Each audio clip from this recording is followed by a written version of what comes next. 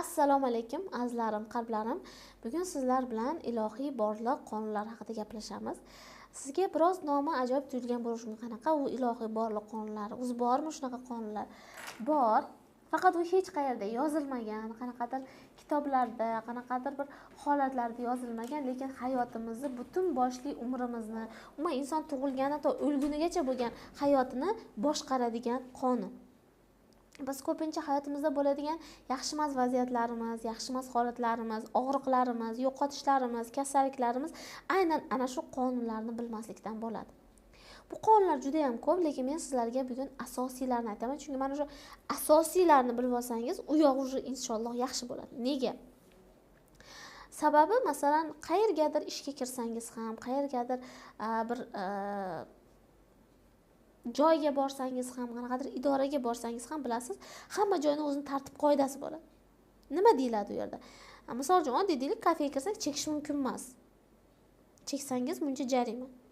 Siz o'sha chekish mumkin emasni ko'rib chekkan bo'larmidingiz? Ya'ni shuncha jarima to'lashga tayyor bo'larmidingiz? Yoki bo'lmasa masalan idoralarda, ishxonalarda shunaqa qonun qoidalar bor, bunaqa kiyinish kerak, standart bunaqa, yoki ish vaqtida ishga o'z vaqtida kelish, bu vaqtda ketish, ya'ni qonun, qoida belgilangan. Va uni siz buzsangiz nima olasiz? Hibs e'lon, ya'ni jazo olasiz. To'g'rimi? Aynan hayotimizda ham, umrimizda ham biz belgilamaydigan, lekin ammo amal qiladigan, uning o'zini egasi tomonidan belgilangan qonun qoidalar bor. Albatta bu qonunlarni, asosiy qoidalarni biz ilohiy kitobdan o'rganamiz, lekin psixologiyadagi asosiy qonun qoidalarni sizlarga tushuntirib o'tmoqchiman. Ya'ni siz buni bilib olsangiz, uni buzmaysiz, to'g'rimi? Ya'ni siz agar bilsangiz bir joyga bilmasdan qilib qo'yibman desa, yo'q, endi bilmasdan qilishni nimasi yo'q, jazoga tortilasiz deb qo'ysa, hayfsan olasiz, jarima to'laysiz desa, bilmay qolasiz. Lekin siz bilsangiz, uni buzmaslik kerakligini, qanaqa o'zingizni tutishingiz kerakligini anglasangiz, ancha o'zingizni to'g'ri tutasiz. Va o'shani qoidani buzmaslikka harakat qilasiz. Shuning uchun bugungi darsimizga iloji boricha e'tiborli bo'ling. Buni shunchaki qonun ekan, qoida ekan deb o'tkazib yubormang. Bu hayotingizni bir pog'onadan boshqa pog'onaga olib o'tadigan qonunlar. Ya'ni hayotingizni butunlay o'zgartirib oladigan asosiy qonun qoidalar haqida gaplashamiz inshaalloh sizlar bilan. Ilohiy qonunlardan eng muhimi bu birinchi o'rinda balans qonuni. Balans qonuni nima degani? Ya'ni hamma joyda balans bor. Tosh tarozi, qanaqa tushunsangiz. Hali bir Yunonmidi, Rimmidi xudolardan biri bilasizlar, eshitganmisizlar? Femida aks ettirilgan, masalan, adolat qilinish kerak bo'lgan joylarda uni surat osiladi, uni qanaqadir haykallari, qanaqadir ikonalari qo'yiladi. Bizda ham bor. Men ko'p ko'rganman, ya'ni mana yurisprudensiya sohasida, ya'ni sudya shunaqa holatlarda imенно shunaqa rasmlardan foydalanadi. U qanaqa? Ya'ni Femida tarozini ushlab turgan ikki pallasi bor, uning ko'zi boylanib. U Femida aslida, chunki u o'sha eski nima qilib ishonilgan adolat xudosi deb ishonilgan. Endi biz bunga ishonmaymiz, lekin adolat timsoli hisoblangan. Bu nima degani? Ya'ni ko'zi ko'r, lekin ikki tarafda balans bor. Ya'ni biz adolatni mana shunday qarashimiz kerak. Yunus Emro serialida shunday gaplar bor. Shayxdan kelgan bu gaplar. Taptuk Emre hazratlaridan Yunus Emroga qaratib aytadi. Ya'ni Yunus Emro aybdorni qidirayotgan bo'ladi. Ya'ni u qozi bo'lgani uchun aybdor qidirib topganda aytadiki, haqiqiy adolat bu aybdorni qidirish emas. Ya'ni haqiqiy adolat bu oxirgacha ma'sumiyatda qidirish, ya'ni tozalikni qidirish. Biz ko'pincha yomon narsalar qidirib o'rganib qolganmiz. Balans qonuni ham xuddi shunaqa ishlaydi. Bu adolat degan. Har bitta narsani balansi bor degan. Adolati bor degan. Siz u adolatni qilmas ekansiz, siz u balansni joyiga qo'ymas ekansiz, u baribir boshqa joyingizdan chiqib ketib qoladi degan. Biz bilmaymiz bu narsani. Shuning uchun ham men judayam bu narsaga e'tiborli bo'lishga harakat qilaman. Ya'ni balans birovni haqqi. Biz endi masalan o'zbek tilida biz tushunadigan tilda, chapani tilda bu birovni haqqi deyishimiz mumkin. Siz bir piyola suv oldingizmi, uni haqqini ham ado qilishingiz kerak. Bir voqea bor-ku, eshitganmisiz? Bir inson qachonki bundan nima xulosa chiqadi? Avval xulosani aytay. Siz o'sha balansni joyiga qo'yganingizda, har bitta holatga adolat bilan yondashganingizda Alloh sizga ziyodasi bilan beradi degan. Chunki siz qonun bo'yicha yashayapsiz. Siz birovni odamga bilinmaydi-da, men birovni haqqini yeyapman deb o'ylamaydi ko'pchilik. Men unaqa qilmayapman-ku deydi, lekin o'zingiz bilmagan holda qilib qo'yasiz. O'zimiz bilmagan holda. Mana oddiygina mana psixologik bilimlar. Istalgan bilimlar. Kimdandir bilim olyapsiz, undan ruxsat so'ramay berib boryapsiz. Tarqatyapsiz. Bu balans. Siz olgan insoningizdan ruxsat so'ramadingiz. Shunday videosini olib tarqatib boryapsiz. U bepulga qo'ymaganda, u pullik trening o'tayotganida siz shuni tarqatib bordingiz. Bu juda ham katta balans buzilish. Va bilmagan, kutilmagan holatda sizdan ham chiqib ketib qoladi.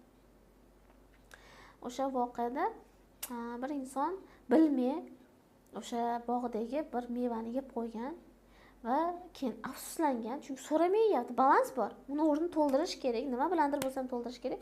Men borib kechirim so'rayman degan. Eshigini topgan o'sha insonni, topganda u inson nima degan?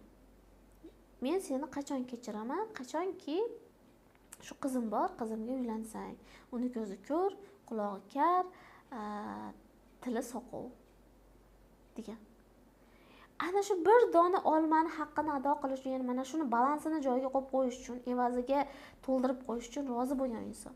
Va qarangki, u qiz u otasi aytgandek bo'lmagan, juda ham maftunkor, soppa-sog'lom ayol bo'lgan.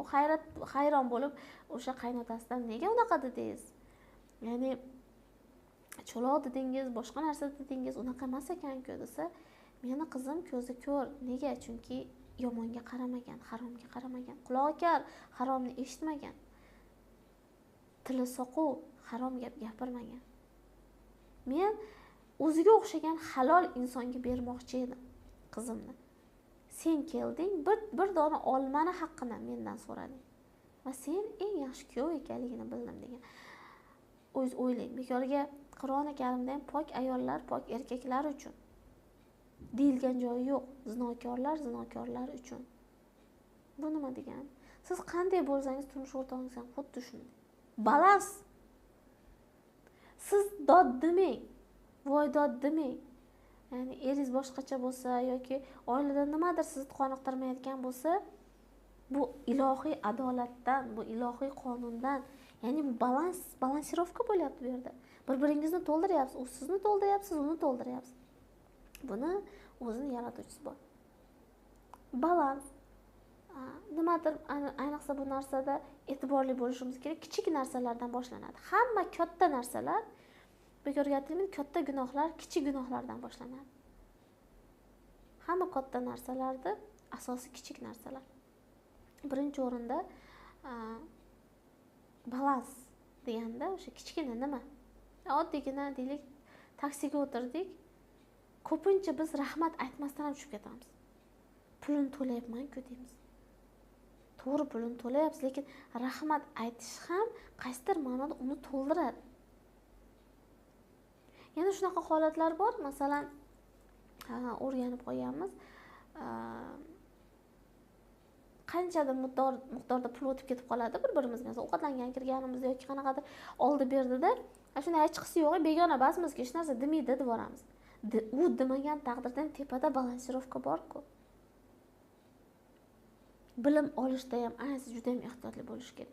Sizga bilim berayotgan ustozingizni, sizga nimadir o'rgatayotgan ustozingizni albatta o'rniga pul bilan, nima bilandir balansini joyiga qo'yib qo'yish kerak. Balans buzildimi, hamma narsa buziladi. Balansni joyiga qo'ymadingizmi, evaziga, misol uchun, eringiz yaxshi gapiryapti, evaziga bu ham balans. Yaxshi gap muomala qaytarmayapsizmi? Siz qarzdor bo'lib qolasiz. Qo'shningiz bir kosa ovqat olib chiqdi, evaziga siz ham nimadir olib kirmadingiz, siz qarzdorsiz. Endi qarzi ko'p odamda ishi yurishmaydi degan gap bor, bilasizlar. Qarz degani faqatgina o'sha kimdandir pul qarz olish emas yoki kredit olish emas qarz. Kimgadir so'z qarzi bor, kimgadir mehr qarz bor, kimgadir tabassum qarz bor. Sizga tabassum qilyapsiz, qovoq solyapsiz. Qarz bo'ldingiz, balansni buzdingiz. Sizga kulyapti-ku. Kimdir sizga salom beryapti, siz javob bermay o'tkazing. Ana balans. Qarz bo'ldingiz. Qarzdor bo'lmash kerak. O'zimizni qarzdorlikdan qutqaraylik, hech kimdan qarz bo'lmaylik. Bizning eng katta qarzimiz albatta Allohning oldida. Bor qarzimiz Allohdan bo'lsin, bandasidan bo'lmasin. Chunki bu dunyoda javobi bor. Hech qachon hech kimdan qarz bo'lmaslik kerak. Ya'ni o'rnida farzandlaringiz sizga mehr beryapti. Farzandingiz onajon deb quchoqlayapti, siz itaryapsiz. Qarz bo'ldingiz, balansni buzdingiz. Ya'ni ko'pchilik balans deganda hozir kichik qisqagina o'sha pulda orqali gapirish deb o'ylaydi. Yo'q. Faqat pulda oldi berdisi bilan bog'liq balans emas bu. Bu hamma narsaga tegishli balans. Hech bo'lmaganda qo'lingizdan hech narsa kelmaganda ham o'sha insonga, sizga yaxshilik qilgan odamga qaytarishga hech vaqoyingiz bo'lmaganda ham chuqur minnatdorchilik bildiring. Uning haqqiga ko'p duo qiling, unga bildirmasdan pinhona duo qiling. Ana shu qarzning to'lanishi bo'ladi. Ana shu balans to'ldirilishi bo'ladi. O'rni to'ladi bir-biri bilan. Mayli ko'rmasin, mayli eshitmasin, mayli unga aytmang. Alloh ko'rib turibdi-ku. Ana shuni joyini to'ldirish kerak. Ikkinchi asosiy qonunimiz bu aks ettirish qonuni. Oyna qonuni desangiz bo'ladi, ko'zgu qonuni nima deb atasangiz atang, aks ettirish. Ya'ni bu mo'minning oynasidir degan oyatdan olsak bo'ladi, tushunsak bo'ladi. Ya'ni atrof muhit bu bizga oyna. Bu qonun. Nega buni borliq qonunlar ichiga kiritilgan? Chunki bu qonun. Xohlaysizmi, xohlamaysizmi, atrofingizda bo'layotgan hodisalar, atrofingizdagi insonlarning munosabati, atrofingizdagi insonlarning sizga bo'lgan muomalasi, oldi berdisi barcha sizning ichki holatlaringizning aksi. Bunga kimnidir, nimadir ayblash kerak emas. U siz bir urgan mushga qayta beryapti. Shu xolos. Faqat u mushni siz tashqarida qilmayapsiz-da, ichkari holatingizda qilyapsiz. Eringizni o'zi yomon ko'rasiz. Eringizga nisbatan yomon fikrlaringiz bor.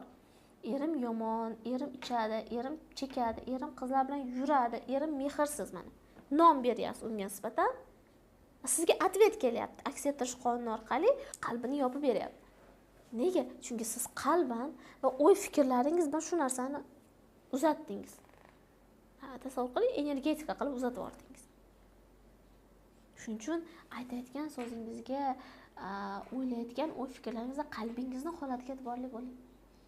Siz qancha ichkaridan atrofga g'azab chiqarsangiz, qancha ichkaridan atrofni yomon ko'rsangiz, mana ko'pchilik keladigan insonlar shunaqa deydi, u atrofim yomon, hamma meni yomon ko'radi, qayerga borsam ishim yurishmaydi, qayerga borsam u, baqa borsam. Nega? Chunki ichkaridan bu dunyoni yomon ko'ryapti. Aks ettiryapti-da. Osmonga tuflang, qayerga tushadi? Yerga tushmaydi, hech qachon yuzingizga tushadi. Xuddi shunday sizning ichki holatlaringiz, o'y fikrlaringiz, his-tuyg'ularingiz, munosabatingiz, nafratingiz, sevgingiz atrofdan sizga javob bo'lib keladi. Mana ko'rib qo'y, xo'jayin, sen qanaqasan? Ko'rib qo'y, seni ichki holating qanaqa? Ana shu odam orqali, qanaqadir harakatlar orqali, qanaqadir holatlar orqali sizga bilinishni boshlaydi. Shuning uchun aks ettirish qonunini yaxshilab anglash uchun o'zingizni aksingizga qarang, ko'zguga qarang. Ko'zguga qarab, o'zingizni ko'ring. Aslida qanaqa odamsiz? Qalban qanaqa odamsiz? Ichkaridan qanaqa hissiyotdasiz u holatga nisbatan yoki u insonga nisbatan? Dunyoga qanaqa munosabatdasiz? Dunyo sizga yomon munosabatda bo'ladi, demak siz ham ichkaridan unga yomon munosabatdasiz. Biroz uni ko'rsatmayapsiz xolos. Shuni o'zingiz bilan yolg'iz qolgan holatda bajaring, ko'rsating. Keyingi qonunimiz juda ham moshni ishlaydigan qonun, ya'ni toch ishlaydi, 100% ishlaydi. Masalan, aks ettirish qonuni emas 100% ishlaydi deya olmasligimiz mumkin. Endi qaysidir ma'noda 90% ishlar, 80% ishlar. Balans qonuni ham deyarli 100% ishlaydi, lekin mana shu qonun deyarli 100% ishlaydi. Bu nima degani? Bu bumerang qonun. Bumerang. Bu o'zbek tilida, dinimizda qaytar dunyo deb atasak bo'ladi. Ishoning. Nima qilsangiz o'zingizga qaytadi. Nima qiling, nima deng, nima gapiring, nima amal qiling, nima deb yomonlang, nima deb qarg'ang, nima deb yomon ko'ring, nafrat qiling, albatta qaytadi. O'sha insondan bo'lmasa boshqasidan qaytadi. Xuddi shunday, nima yaxshilik qiling, nima bering, atrofga o'sha narsa qaytadi. Siz kelayotgan narsalarga qaramang. Ya'ni u yaxshilikmi, yomonlikmi, voy shunday keldi, menda bunaqa bo'ldi, unaqa bo'ldiga qaramang. Men nima beryapman deb qarang. Farzandim menga e'tibor bermayapti. Farzandim menga pul bermayapti. Farzandim sevgi bermayapti. Farzandim e'tiborsiz demang. Men o'zi farzandimga nima beryapman? Pul, ovqat, kiyintirishdan tashqari. Uni ham men bermayman. Uni siz bermaysiz. Pulni ham, ovqatlarni ham, kiyim-kechagini ham siz bermaysiz. U Alloh beradi, uni rizqi shunaqa. Siz o'zingiz nima beryapsiz farzandingizga? Vaqtingizni ajratyapsizmi? Bola vaqt ajratmayaptimi? Demak, siz qachonlardir vaqt ajratmagansiz. Bola mehr bermayapti, demak, siz ham qachonlardir mehr bermagansiz. Bumerang. Bu bumerang nima degani o'zi? Bumerang bu o'yinchoq. O'yinchoq desak ham bo'ladi, instrument desak ham bo'ladi. Ya'ni o'sha eski o'sha Xitoy, Yapon, Koreys nimalarida bilsalaringiz, jang kinolarida shunaqa qurol bo'lgan. Dek ketgan qurol. Bumerang bo'lgan. Dek ketadi. U qanaqa bo'ladi? Deb otsangiz aylanib o'rgilib yana o'ziga qo'lingizga qaytib keladi. Hayot ham xuddi shunaqa. Bu qonunni bilmaganimiz uchun ko'pincha qiynalamiz. Hammamiz eng asosiy qiynalganimiz o'zi aslida bilamiz, bilmaymiz emas, bilamiz. Bilib buzamiz. Bilib shu narsani buzamiz. Kimgadir yomon gapiramiz. Bilamiz ertaga bizga ham yomon gapirishlar. Bizga yomon gapirishadi, keyin his qilib yig'lab o'tiramiz. Aytmaymiz, men qachondir o'shanga yomon gapiraman, mana shu qaytdi. Kimdir dilini ortamiz, albatta bizni ham dilimizni ortishadi. Kimdir yomon ko'ramiz, albatta bizni ham yomon ko'rishadi. Kimgadir yomonlik qilamiz, bizga ham yomonlik qilishadi va aksi. Yaxshilik. Kimgadir yaxshi gapiring, kutmang undan. Bitta insonga yaxshi gapiring. Sizga ham yaxshi gapirishadi. Bitta insondan chin dildan minnatdor bo'ling. Qaysidir insondan sizga minnatdorlik keladi. Bitta insonni kechiring, sizni ham kechirishadi. Siz kimnidir kechirayotganingizda, kimdandir xafa bo'lmayotganingizda, kimnidir qalban qo'yib yuborganingizda, unga gina saqlamaganingizda, Alloh ham sizga gina saqlamaydi. Bu bumerang qonuni. Kechirim mana shunaqa ishlaydi aslida. Ammo hamma narsa aks qilib shunaqa ishlanadi. Berasiz, olasiz, berasiz, olasiz. Bozorga borib hech qachon tekinga narsa sotib olmaysiz-ku. Evaziga pul berasiz, keyin narsa olasiz. Ya'ni bumerang qonuni asosan tushunish uchun nima berayotganlaringizga qarang. Nima hissiyot, nima so'z, nima fikr, nima amal, nima beryapsizki dunyoga va qaytib olyapsiz o'sha narsani. Aytmang, meniki emas bu, ashuni erima qilgan gunohiga bizga jazo emas, sizga kelyapti, u sizga. Qochmang undan. Tan oling. Qancha qochganingiz sari u sizni shuncha ta'qib qiladi. Tan oling, ha, men haqiqatan shuna bo'lganman, ha, to'g'ri. Shu holatim uchun menga qaytdi. Va tavba. Ya'ni bumerangligini tushunyapsiz, qaytar dunyoligini tushunyapsiz. Siz qaysidir qilgan ishlarimiz uchun bizga qaytib kelishini anglayapmiz. Tavba. Ey Xudoyim kechir. Men bildim, tushundim. Chunki biz xon sutda emgan banda xato qilamiz. Tavba bu narsalarni yuvadi. O'sha qachonlardir bilib bilmay qilgan xatolarimizni faqatgina tavba orqali yuvishimiz mumkin. Keyingi qonun bu zanjir qonuni. Zanjir qanaqa bo'ladi bilamiz? Dumaloq qanaqadir halqalari bo'ladi va bir-biriga ulangan. Bu nima degani? Zanjir qonunida misol uchun bitta zanjir bir-biriga ulangan. Bittasi uzildi, polni uzilib ketadi, to'g'rimi? Bitta zanjir uzilsa, ikkiga ajralib qoladi. Xuddi shunday zanjir qonunida siz o'sha oilani nazarda tutishi mumkin, yaqinlarni nazarda tutishi mumkin. Bitta qanaqadir munosabatni uzdingizmi, hammasi uzilib ketadi. Men buni psixologiyaga bog'lab shuni aytishim mumkinki, agar oilada bitta inson o'z ustida ishlasa, ya'ni bitta inson Allohga yaqin bo'lsa, bitta inson doimiy mehnatda bo'lsa, bitta inson doimiy harakatda bo'lsa, doimiy o'zini o'zgartirishga harakat qilayotgan bo'lsa, u oila a'zolari o'z ustida ishlash shart emas. Shart emas. Hamma birdaniga o'qish shart emas. Psixologiyani oladigan bo'lsa, endi o'zim sohamni tushuntiraman. Psixologik kurslar bizda ko'pincha aytishadi. O erim olib kelay, onam olib kelay, qaynam olib kelay, shart emas. Kelmasin. Xohlamasa nima qiladi kelib? Bitta siz yetasiz. Bitta odam butun boshli oilasini, butun boshli urug' aymog'ini o'zgartirib yuborishi mumkin. Bitta odam.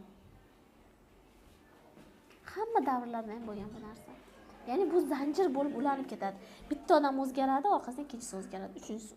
Unga qarab o'zgarib ketadi. Zanjir qonun shunaqa ishlaydi. Ya'ni nima boshlagan bo'lsangiz, xuddi shuni zanjir sifatida oilangizda, atrofingizda davom etib ketadi degan. Endi yomon odatlaringiz bo'lsa bo'ladi-ku. Yomon bo'lgan bo'ladi, bolasiga uribdi yoki bo'lmasam oilasida shunaqa narsa bordi, bularda ham qaytalanyapti. U ham zanjir bo'lib qaytalanyapti. O'sha qachonlardir bitta odamni qilgan aybi uchun boshqalar javob beradi, chunki zanjir bo'lib ulanyapti. Shuning uchun biz avlodlarimizga mas'ulmiz. Avlodlarimiz qanaqa bo'lishiga biz mas'ulmiz. To'g'ri, biz endi ajdodlarimiz o'tib ketdi, ular ham mas'ul edilar, lekin ular tushunmasa, ular tiriltirib tushuntirib bera olmaymiz. Endi biz dunyo bizdan boshlanadi. Anglash bizdan boshlanadi. Siz hozir tushunyapsizmi zanjir qonunini? Demak, men o'zgarsam yoki men o'zgarmasam, men xato qilsam yoki men to'g'ri ish qilsam, butun oilamga ta'sir qilar ekan deb tushunyapsizmi? Bo'ldi, o'zingizni o'zgartiring.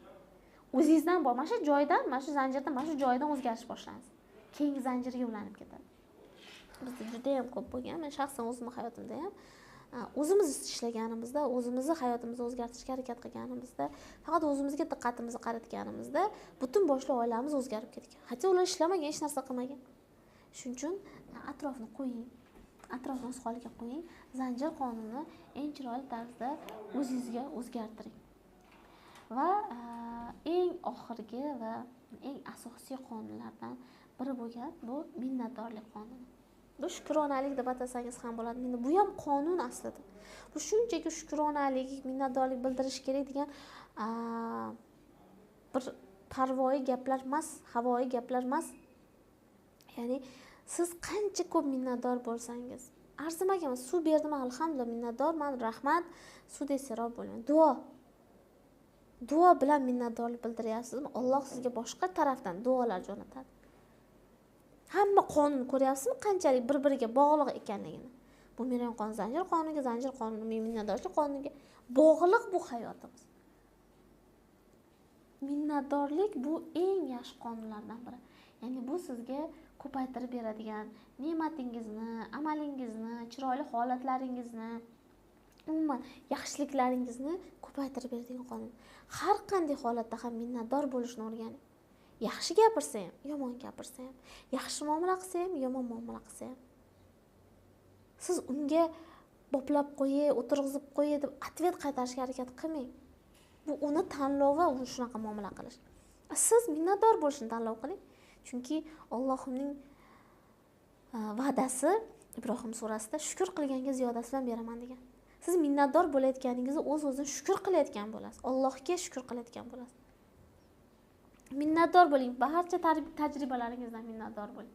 Shu kungacha qanaqa hayot yashagan bo'lsangiz, minnatdor bo'ling. Shu kungacha qanaqa insonlar xafa qilgan bo'lsa, minnatdor bo'ling. Shu insonlar bo'lmaganda balki shu holatgacha kelmasdingiz. Shu anglashlar bo'lmas edi. Har bitta narsani zamirida o'zini bir yaxshiligi, xosiyati, bir chiroyli holati bo'ladi albatta. Faqat biz buni ko'ra olmaymiz. Yaxshiligini ko'ra olmaymiz. Nega? Chunki bizning ko'zlarimizga parda tushirilgan. Atelab tushirilgan. Haqiqatni ko'rmasligimiz uchun. Haqiqatni ko'rsak, ishoning, biz boshqacha yashaymiz. Shu haqiqatni izlab harakat qilishimiz kerak. Butun insoniyat tarixidagi barcha donishmandlar, allomalar, olimlar o'z ustida ishlaydigan haqiqiy insonlar nima qilgan? Haqiqatni izlab harakat qilgan. Ana shu haqiqatni izlashga harakat qiling. Haqiqat aslida siz o'ylaganchalik qiyin narsa emasdir. Balki men ham shu jarayondaman. Ya'ni haqiqat shu ko'rib turganingiz mana shu er yomon, xotin yomon, dunyo yomon emasdir. Asl haqiqat boshqadir. Orqasida bir yaxshiligi bordir. Aytishingiz mumkin, ajrashib ketdim, erimdan nima yaxshiligi bor? Demak, siz kuchli bo'lishni o'rganasiz. Yolg'izlikda qanday qilib ko'p narsaga erishish mumkinligini o'rganasiz. Ham otalik, ham onalik nima ekanligini o'rganasiz. Tafakkur qilishni o'rganasiz. Keyingi safar erga tegsangiz, erni qadriga yetishni o'rganasiz. Tushunyapsizmi?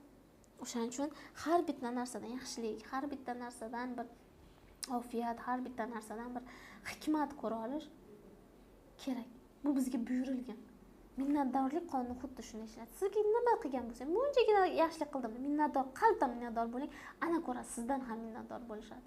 Men hayotni ko'p shu narsani guvohi bo'ldim. Aynan psixologiyaga kirib kelganimda hammadan minnatdor bo'laverganman, qilsa qilmasa.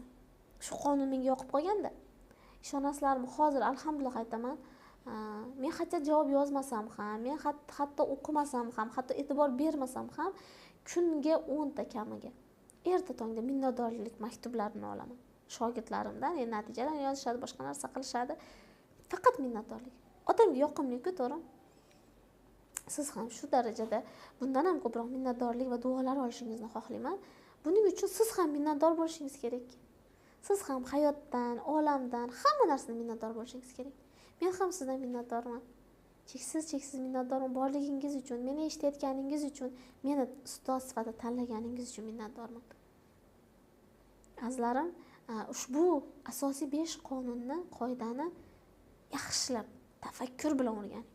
Mukammalroq o'rganing va ko'proq eshitishga harakat qiling, qayta to ong tushunmagungacha. Chunki bu 5 qonun bizning hayotimizni chegaralarini, bizning hayotimizning asosiy holatlarini belgilab beradi. Asosiy natijalarimiz, asosiy yo'qotishlarimiz mana shu qonunlar orqali bo'ladi. Va qonunlarga amal qilish hammamizga nasib qilsin. O'zimga ham tegishli qonunni buzmaslik kerak. Buzganda esa tavba qilish kifoya, inshaalloh Alloh kechiradi. Yana anglashda davom etish kerak. Azizlar, bugungi mavzum shulardan iborat. Bugungi sizlarga vazifa tafakkur. Shunchaki tafakkur qiling. Anglang, harakat qiling. Qayerda qaysi qonunni buzgan ekansizki, qanaqa jazo olgan ekansiz? Qayerda qaysi qonunni tushunmagan ekansizki, noto'g'ri hayollarga borgan ekansiz? Mana shular haqida biroz tafakkur qiling. Inshaalloh sizlar bilan keyingi darslarimizda ko'rishguncha deb qolaman. Sog' bo'ling, salomat bo'ling. Barchangizni cheksiz va shartsiz sevaman va barchangizdan ajratgan vaqtingiz uchun minnatdorman.